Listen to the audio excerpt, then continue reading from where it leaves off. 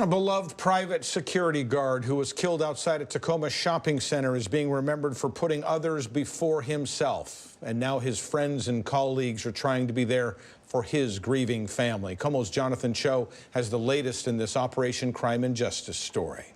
I don't think any of us have fully processed it. When they heard it was Tracy Baker, was one of our guys, none of his colleagues wanted to believe it. He had gotten off early that morning and then ran to the store to get some things for his family and never made it home. The 36-year-old was a full-time security guard at Iconic Global, but on Tuesday night, he was off duty and shopping at this Tacoma Walmart. Officers were called to a business for a dispute between two males. Authorities say Baker and Jonathan Miller exchanged some words inside the store.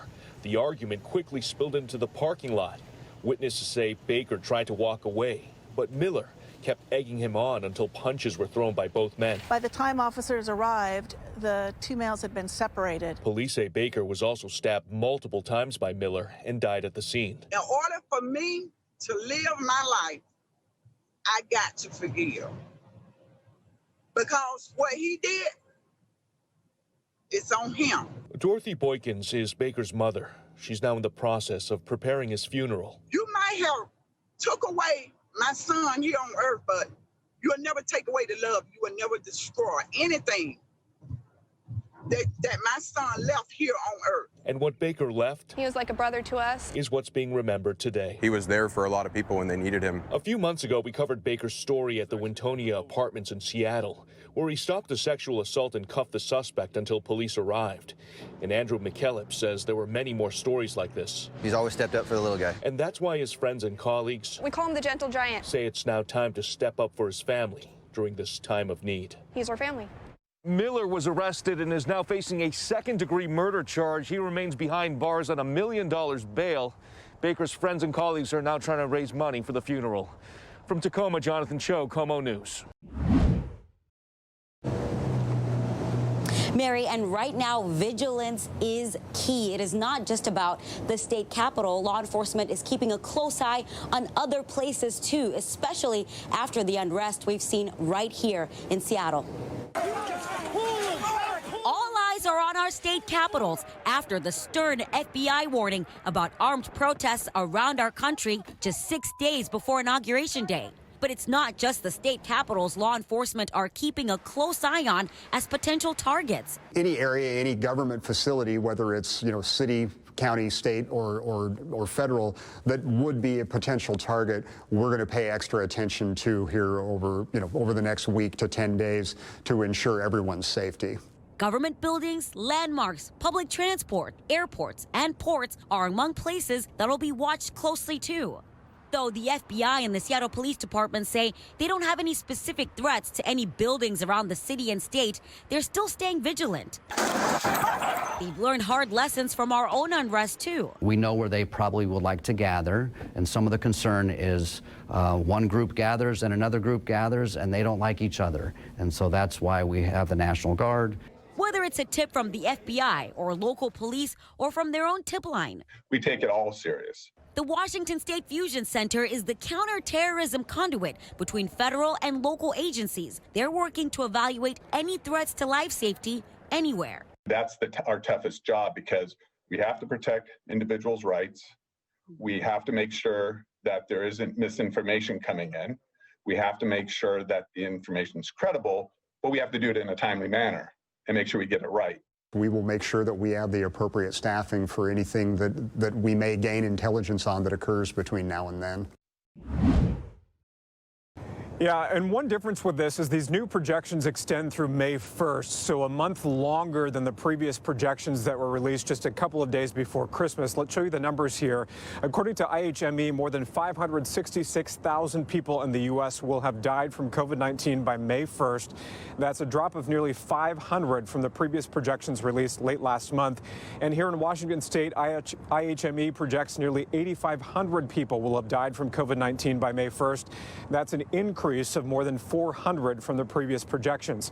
Dr. Ali Muqdad told me today many states are seeing peaks in cases right now. He believes those case rates will start to come down and death rates will start to come down in just a couple of weeks. It means that in April, May, as I've been telling you, we will be in a very good position and our summer will be back to normal. But Muqdad cautions there are a few conditions that need to be met. First, we all have to continue to be vigilant by wearing masks and practice social distancing measures. Second, there's no mutation or variants of the virus that will make the vaccines less effective. And third, there are no major side effects with the vaccines. Muqdad says if you put all three of those together, and that's a big if, then we could be in a better position by this summer, not just here in Washington state, but across the country as well. Back to you. All right, Steve, we're halfway through the month of January, so are they seeing any big surges from Christmas and New Year's gatherings? Yeah, it's been a couple weeks since the holidays, and Muqdad told us that there has been a surge as a result of the holidays, but it hasn't been as big as many people feared before the holiday season. And what he contributes to that, or what he says was a good thing, is that there were so many warnings that were coming out from state and health leaders about people not gathering for the holidays with their family and friends. He also did mention to me today that some areas are seeing hot spots right now, but he thinks part of that has to do with some delays in reporting. Back to you. All right, Steve, thank you very much. At a time when President-elect Biden tonight is calling for quicker vaccinations, the state health department is pledging to do better in getting those doses actually administered. It has been exactly a month since the first vaccination started on healthcare workers, then moved to people in long-term care settings. But the state admits it is still struggling to keep up with the vaccines delivered from the federal government. Of 624,975 doses delivered, 201,660 doses have been administered. That equals only 32%. All agree that's way too low. Republican state lawmakers blame Governor Inslee's administration. His failure and his administration's causing the state itself to be a bottleneck in vaccine delivery. That is directly not only prolonging how long these shutdowns will last, but that is causing the virus to spread more than it needs to spread. We need to find out what the problem is. Where is it? What part of our state is not vaccinating as fast? Is it the fact that we don't have vaccinator, or is it the fact people are not coming? And then we need to address it. I'm committed to ensuring that we do things better, we do things right, and we do things quickly. That is my continued commitment. And now the state says it's going to move to the next phase, 1B, in the next few days, rather than wait until the end of the month. It includes those 70 and older and those 50 and older in intergenerational families. And there's also a new call to push up teachers and staff for a February 1st mass vaccination. No decision on that as yet. Keith Eldridge, KOMO News. Hi, everyone. I'm Preston Phillips from KOMO News. Thanks for checking out the KOMO YouTube channel. You can see more of our videos right here by clicking on the video links for more news from the Seattle area and Western Washington. Oh, and don't forget to click the subscribe button below so you don't miss our YouTube updates.